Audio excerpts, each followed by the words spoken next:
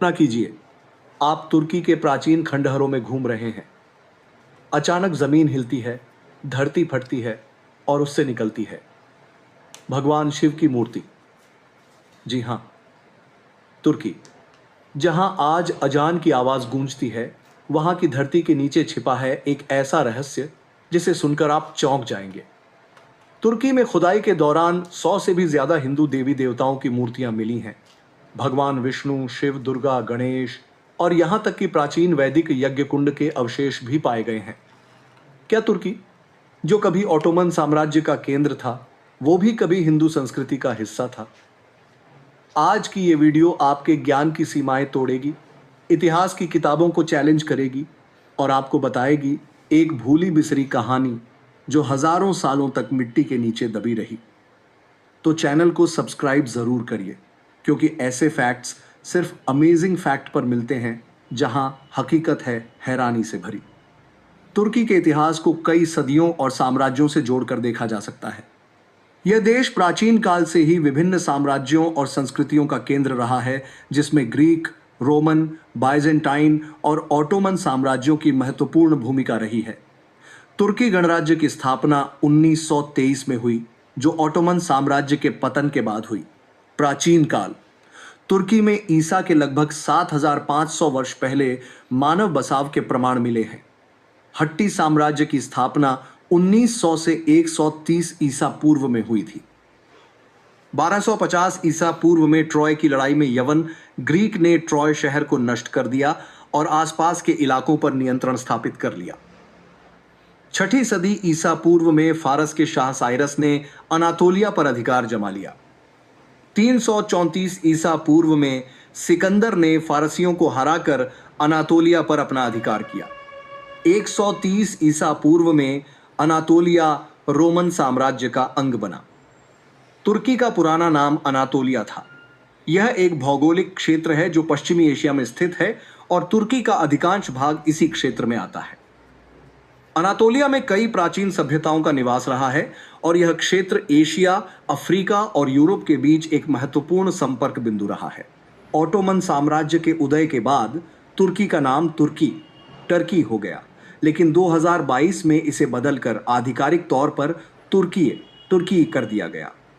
तुर्की में कुछ प्राचीन मंदिर हैं जो ऐतिहासिक महत्व रखते हैं, लेकिन वर्तमान में सक्रिय रूप से उपयोग में नहीं है। तुर्की एक इस्लामिक देश है और यहाँ के अधिकांश लोग मुस्लिम हैं, इसलिए सक्रिय रूप से उपयोग में आने वाले हिंदू मंदिर नहीं हैं। अधिक जानकारी। प्राचीन मंदिर। तुर्की में प्राचीन समय के कुछ मंदिरों के अवशेष पाए गए हैं, जिनमें से एक मंदिर राजा मेनुआ का बताया जाता है, जो पूर्वी तुर्की में एक किले की खुदाई के दौरान मिला था। रहस्यमय मंदिर। तुर्की में एक रहस्यमय मंदिर है जहां कार्बन डाइऑक्साइड गैस की मात्रा बहुत अधिक है, जिससे वहां जाने वाले लोगों को नुकसान हो सकता है। हिंदू समुदाय। तुर्की में एक छोटा सा हिंदू समुदाय है और वे अपनी मान्यताओं और रीति रिवाजों का पालन करते हैं। सहज योग केंद्र। तुर्की में 57 सहज योग केंद्र हैं, जो एक हिंदू धार्मिक अभ्यास है। Transcendental meditation. तुर्की में कुछ ट्रांसेंडेंटल मेडिटेशन केंद्र भी हैं, जो एक ध्यान तकनीक है। अन्य धार्मिक स्थान। तुर्की में यहूदी धर्म और ईसाई धर्म के कई महत्वपूर्ण स्थान हैं, जो पुनर्जागरण स्थानों में शामिल हैं। तुर्की में हिंदू मंदिरों की संख्या कम है और वे वर्तमान में सक्रिय रूप से उपयोग में नहीं है। हालांकि तुर्की में हिंदू धर्म का एक छोटा समुदाय है और वे अपनी मान्यताओं और रीति रिवाजों का पालन करते हैं। तुर्की की धरती से निकली चौंकाने वाली मूर्तियां। साल 2023 में तुर्की के दक्षिण पूर्वी क्षेत्र में स्थित göbekli तेपे और चतालहयुक नाम की जगहों पर जब खुदाई हो रही थी, तब वैज्ञानिकों को वहां कुछ अजीबोगरीब आकृतियां मिली। पहले तो उन्हें लगा कि यह सामान्य मूर्ति कला है, लेकिन जब बारीकी से जांच हुई तो पाया गया कि ये मूर्तियां हिंदू देवी देवताओं की थीं। मूर्तियों में निम्नलिखित प्रमुख चिन्ह थे।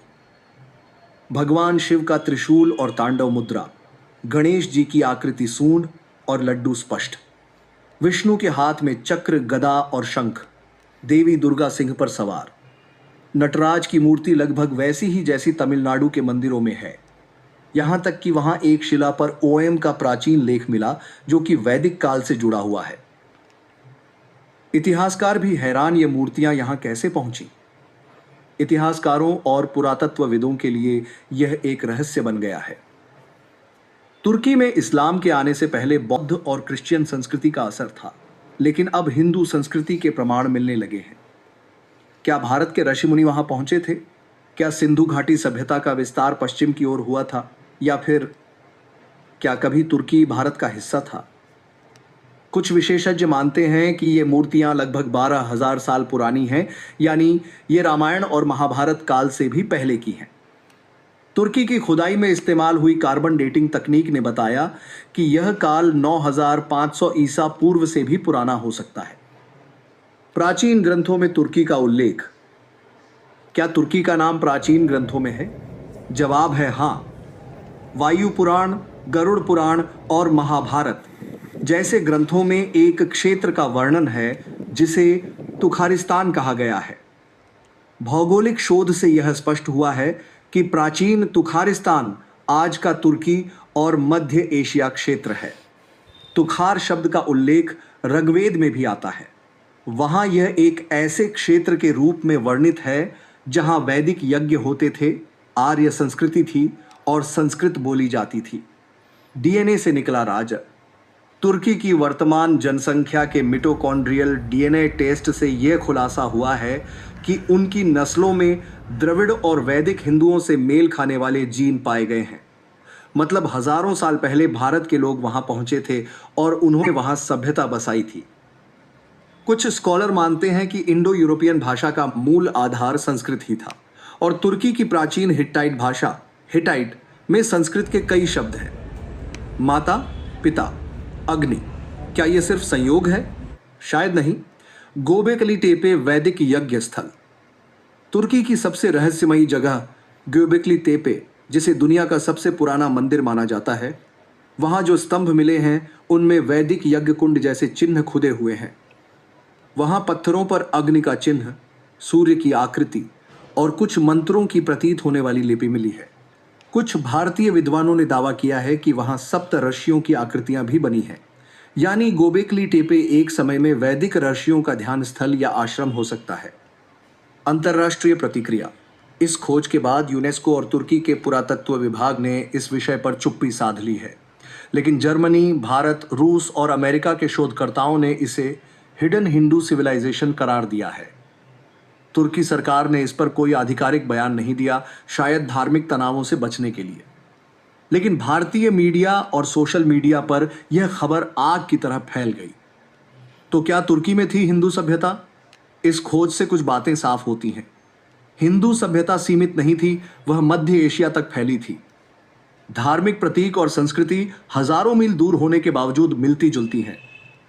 इतिहास को फिर से लिखने की जरूरत है, वो इतिहास जो हमें किताबों में नहीं पढ़ाया गया। तुर्की में मिली ये मूर्तियां बताती हैं कि सभ्यता सिर्फ भारत तक सीमित नहीं थी। सनातन धर्म वाकई विश्व धर्म था। तो दोस्तों, अगर आपको ये वीडियो ज्ञानवर्धक लगी, अगर आपको भी लगता है कि इतिहास में कुछ छुपाया गया है, तो अभी इस वीडियो को लाइक करिए, शेयर करिए और अमेजिंग फैक्ट चैनल को सब्सक्राइब करिए, क्योंकि यहाँ हम लाते हैं वो फैक्ट्स जो या तो किताबों में नहीं होते या फिर जिन्हें जानबूझकर छुपा दिया गया होता है। जुड़े रहिए, क्योंकि अगली बार हम बात करेंगे मिस्र के पिरामिड में छिपे वैदिक मंत्रों की। तो दोस्तों, अगर आपको ये वीडियो ज्ञानवर्धक लगी, अगर आप